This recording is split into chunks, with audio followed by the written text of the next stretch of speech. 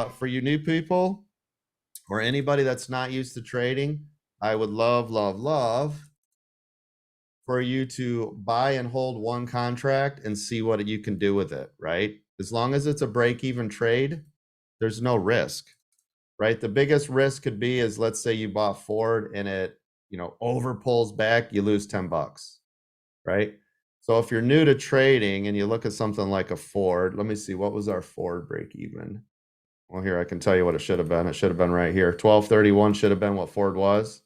So if you look at that 1231, which was pre-market high, by the way, it never hit, never hit. Right there's your put. See it? Comes back around, starting to indicate what to do differently. Do you see the color change right here, ladies and gentlemen?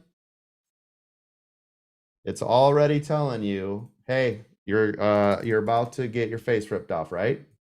So that was the trade. Remember, if you guys are scalping, okay, remember this is different than the 2-minute EWO.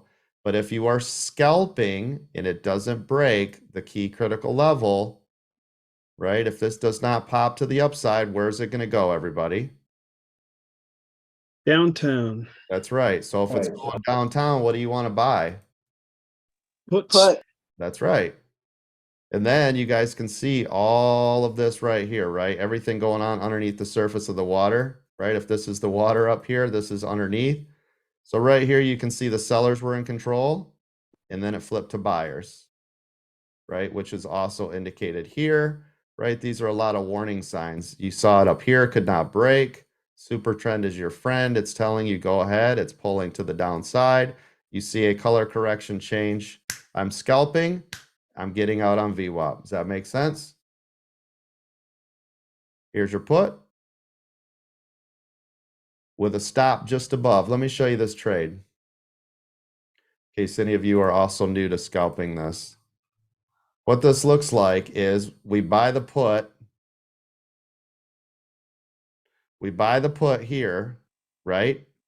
Pulls back. That's our money. Where does our stop go then? Well, the stop's going to go just above the critical level, right? So whatever that critical level is, all the time, that's where your stop is. So it's at or above what you paid. Comes up, does it again, nothing. Comes down, breaks down right here. This would be your call. Do you see the call? Pop. And then it rides. There's your put. You can see it's trying to touch it a bunch of times, doesn't really do anything, and then that's what it looks like. But so that's what your scalp should always look like, by the way. That's up here in the ceiling. But down here, right at the gate, right at the open on this scalp, right here's your put.